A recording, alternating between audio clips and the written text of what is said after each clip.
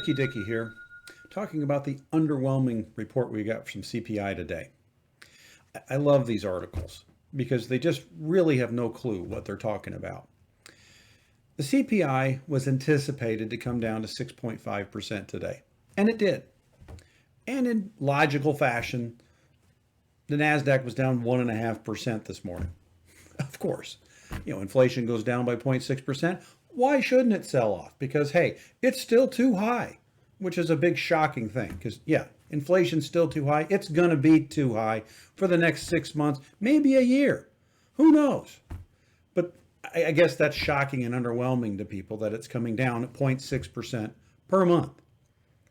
Now, as I read through this article, the inflation numbers have been down not for 2 months in a row.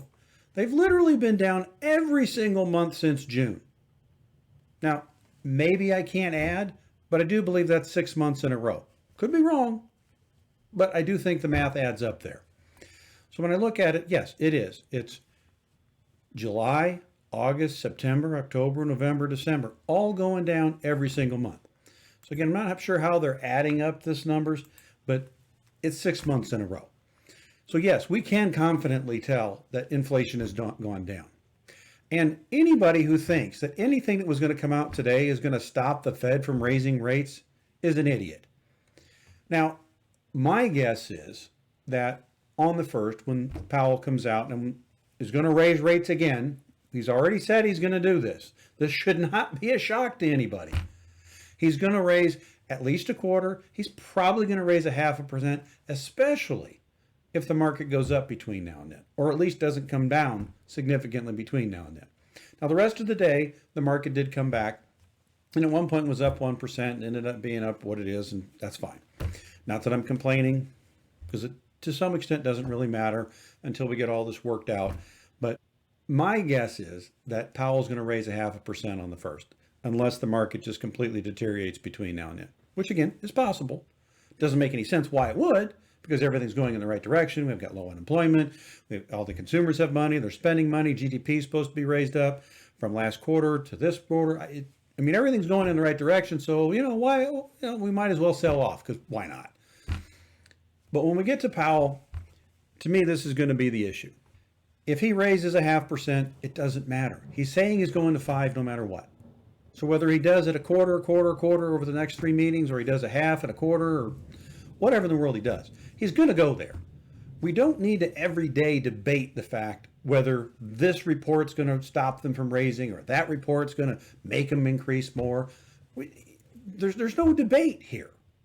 He's already said what he's going to do. Let's just take him by the facts of what he's going to do. Let the market do its job. It's going to go up. It's going to go down. Over time, it's going to go up unless, we can't see something, or we're seeing something that's not true, such as, unemployment goes through the roof, or we have another war, or we have something else that's going to affect the economy. Because at this point, we've kind of taken all the hits and everything's kind of coming in the right where we need it to be. Now, tomorrow we're going to have the banks report earnings. It's going to be interesting to see how the market reacts to what the banks have. Again, it doesn't matter what the banks do. It's all about how the market reacts to it. It's just like today's report, and I continue to tell my clients, it's not about what the numbers say. Because if we were actually listening to the numbers, the market would have gone up crazy today, because we went down by 0.6%, which is a huge number. The market, for whatever reason, again, went up, I'm not complaining, but the market's reaction to what happened today is what you have to be careful of. And it's the same thing that happens tomorrow. It's the same thing that's going to happen next week with Netflix. The same thing that's going to happen after Microsoft. So what you need to do is maintain your long-term goals and objectives and where you're wanting to go with all your investments. Talk to your financial advisor, put together a plan. Stick to the plan, just like Powell's going to stick to his plan. He's going to 5%. It doesn't matter how he gets there. He's made that very clear.